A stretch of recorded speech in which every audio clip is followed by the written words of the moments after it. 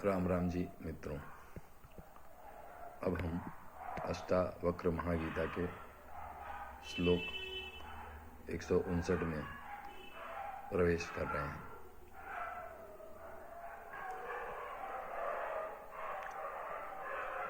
न जातु विषयाः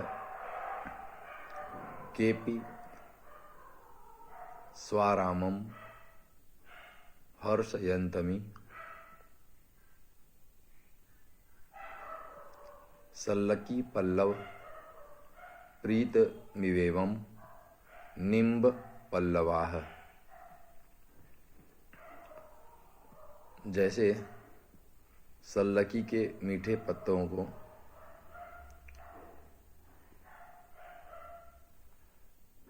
यदि हाथी चबा लेता है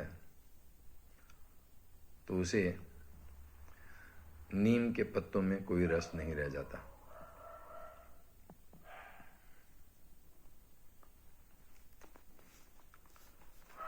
क्या तात्पर्य है इस श्लोक का? संसार के सुख हमें आकर्षित करते हैं,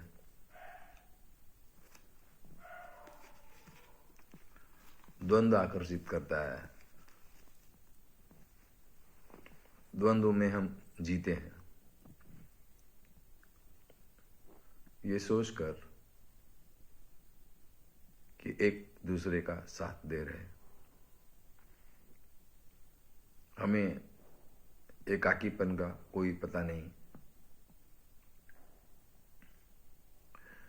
एकाकीपन के रस का कोई पता नहीं, साक्षी भाव के रस का कोई पता नहीं, उस वीतराग अवस्था का कोई पता नहीं। हमें पता है राग द्वेष, हमें पता है सुबह शाम, हमें पता है दिन और रात, हमें पता है सुख और दुख।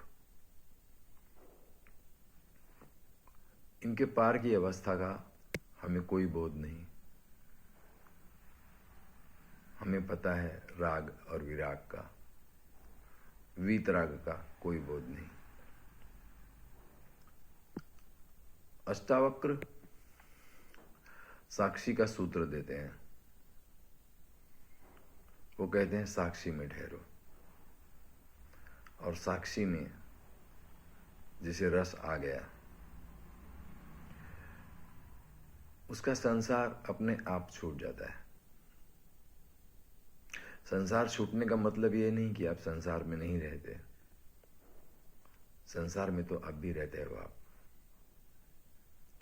लेकिन संसार में कर्ता भाव समाप्त हो जाता है। कर्म तो चलते हैं,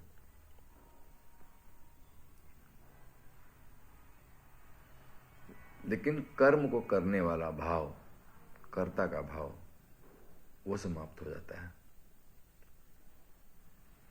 बाहर का संसार एक चलचित्र की भांति हो जाता है, लेकिन उस चलचित्र को देखने के लिए वो साक्षी भाव, साक्षी भाव कहां से आए? अष्टावक्र कहते हैं साक्षी भाव तुम्हारा स्वभाव है,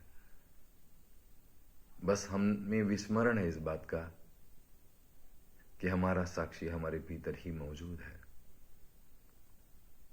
एक बार उस साक्षी की याद आ जाए, एक बार उस साक्षी की तरफ नजरें आ जाएं, एक बार उस वीतराग अवस्था का पता चल जाए, तो वो अद्भुत रस, संसार रूपी रस को पूरी तरह से ध्वस्त कर देता है। वो मिठास, संसार की मिठास को समाप्त कर देती है।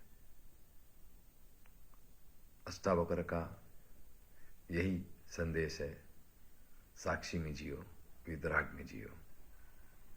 अब इतना ही।